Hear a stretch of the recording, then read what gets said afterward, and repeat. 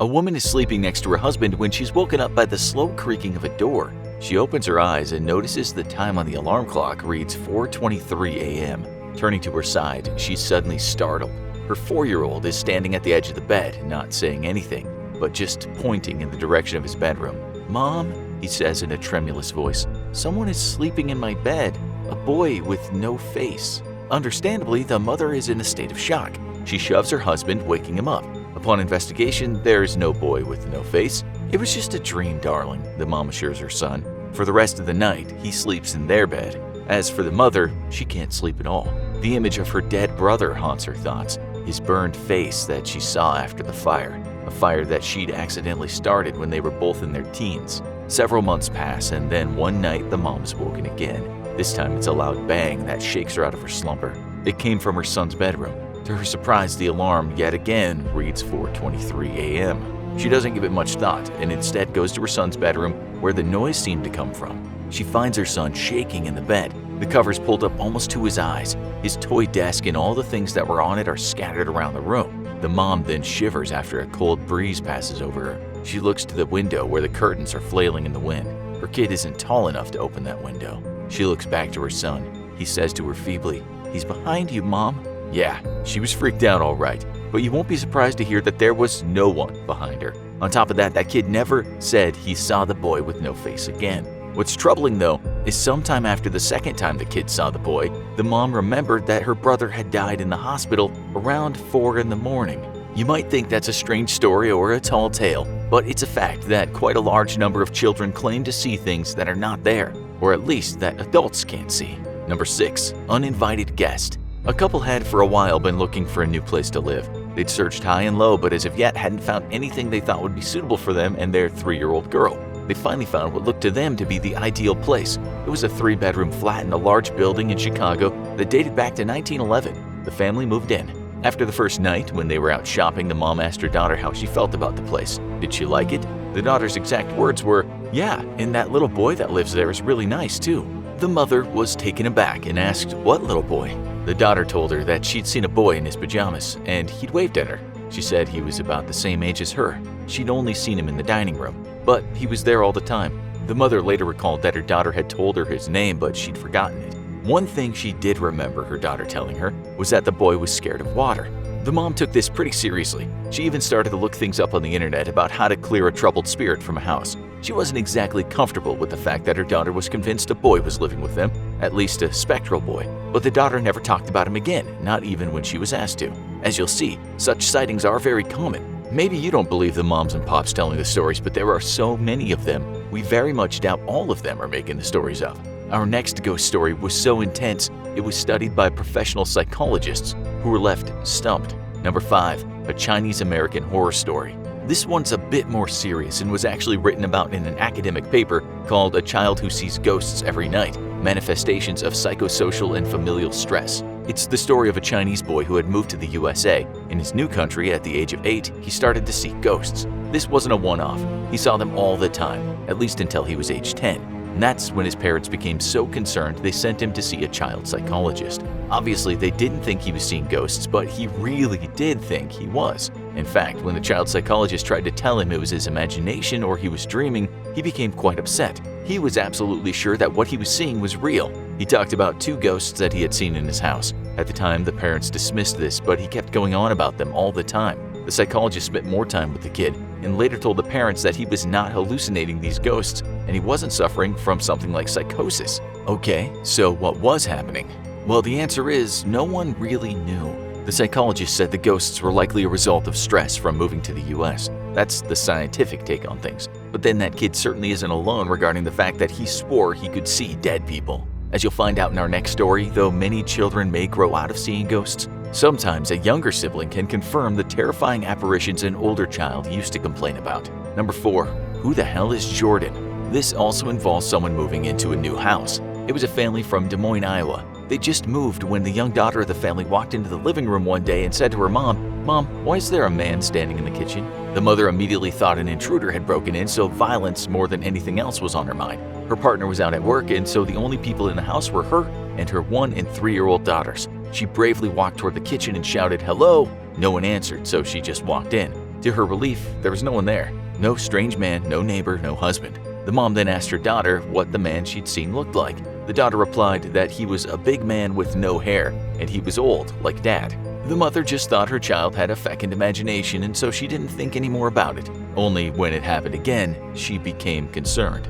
Then they started to do a bit of research. She found out that the house was built in 1912. Prior to them moving in, one family had lived there for 49 years, but there were no murders there or strange deaths, or at least none that she could discover. Not long after doing the research, her daughter approached her again while she was alone in bed. This time she said, "Why is that man lying in the bed?" The mom asked, "Where in the bed?" her hair standing on end. Her daughter pointed to where her father would usually sleep. When the mom looked at where her daughter was pointing, there was no one there. Yet again, the mom asked what the guy looked like, and yet again the daughter replied, "Tall, with no hair, old, like Dad." The daughter saw more things. Sometimes she claimed to hear laughter outside. Other times she said she saw a person walking outside the house. To the shock of her father, she once told him someone was standing behind him when they were both down in the basement. The girl also claimed to see two little kids called Luna and Jordan. Thoughts of the movie The Shining flickered in the mother's mind. Not long after, something almost flipped the mother over the edge. She collected the mail one morning to find a letter that wasn't addressed to the family. It was for someone called Jordan. She did some more research and found out that no one in the family that had lived there before them was named Jordan. But who was Jordan? Who was the letter for? After the family decided to put a fence in the garden that separated their house and the neighbor's house, it seemed the ghosts were not so happy about it. Soon, the woman said the dogs started howling for no reason. In her own words, she said, "My TV turned on at about 2 in the morning while the remotes were on top of the TV stand and the dogs were fast asleep. Also, it takes 2 remotes to turn on my TV. The floodlight on my garage, disconnected over a year ago, randomly turned on and was shining into my house." She also said at times the smoke detector would sound by itself, but when she went to turn it off, it would just shut down before she got there. Her eldest daughter stopped talking about the ghosts after a couple of years, but when her other daughter turned 3, she started talking to things that weren't there. Sometimes she'd ask her mom who the girl in the house was. One time she said, "Why is that girl crying?" There was no one there, of course. Then something happened that finally convinced the mom to believe in ghosts. One day, her youngest daughter asked her where the children went when they were not at home. She asked her daughter what kids she was talking about. This is the exact response she got. "Those kids with dirty faces, they say, 'Shoo, shoo,' you know, Luna and Cookie." You can explain children seeing ghosts away as them having an overactive imagination. But what do you do when your child can perfectly describe someone who died long before they were born? Number 3. A visit from Grandpa. Many years before a husband and wife met, the father of the husband died after coming down with the flu. The son had felt very guilty about this because he too had had the flu at the same time, but he'd gotten through it okay. The guilt subsided over the years, but it didn't completely go. Still, when the couple had a baby boy, they were over the moon, and memories of the death were replaced with the joy of giving birth to a beautiful baby boy. However, one day that boy, a boy that had never ever seen a picture of his deceased grandpa, went up to his pop one morning and said, "Daddy, Papa Don wanted me to tell you he's doing fine." This not only shocked the father, but it almost reduced him to tears. He then asked his son to describe the person he thought he had met. The kid not only described his grandpa perfectly, but he also said when he saw him outside, he was standing next to a racing car with smoke all around his head. This shocked the pop even more because his father had raced cars, and to his discredit, he was a big fan of smoking cigarettes. Our next spooky story was so disturbing it made national headlines. Number 2. The Convict. This story appeared in the British national media. Like the others, it's pretty strange, but experts in the field of child psychology don't deny it happened. In fact, one expert said 18 million young kids in the UK have seen ghosts. One of them is called Veda. When she was a kid, she thought that some guy had escaped from prison and had somehow gotten into her house and chased her up the stairs. Needless to say, she was pretty scared that day. She told her mom, saying the guy was fastened to a ball and chain. The mother didn't actually think it was a real ex-con that had broken into her house and chased her kid. Let's face it just wasn't plausible that somehow a convict had gotten into the house without her seeing. Also, no one in the UK has worn a ball and chain for many, many years, and even if someone was connected to a heavy ball and chain, they couldn't be running up the stairs. But young Veda went a step further. She then started telling her mom that she saw an old woman hanging out outside the house. One time she and her mom were just pulling out of the driveway when Veda pointed and said, "She's there." There was no one there. Veda said she saw a man sitting on the side of her bed. In her own words, she'd also said she saw this. "On other occasions, I was in my bedroom playing with toy cars, and 2 little girls would join me, about the same age, and we'd just chat and play cars." She actually said she saw dead people in her house and a real grumpy ghost in her grandmother's house. She didn't stop seeing such things until she hit her teens. While psychologists tell us it's perfectly okay for very young kids to talk about ghosts, Veda took it to another level.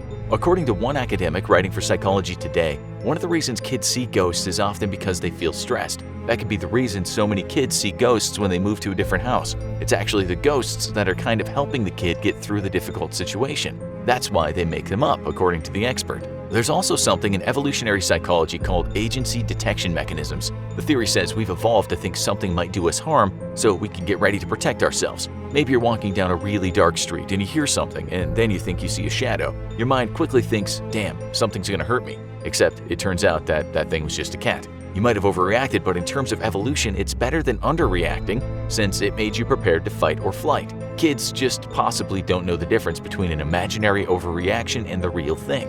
Okay, so that's what the science says. Others really do believe in ghosts. In fact, serious thinkers have talked about the plausibility of people being able to see spirits. Some believers have said perhaps kids see things on a different level than adults. The famous Swiss psychologist Carl Jung believed in connection with the paranormal. This is what a biography of him said about the young Jung.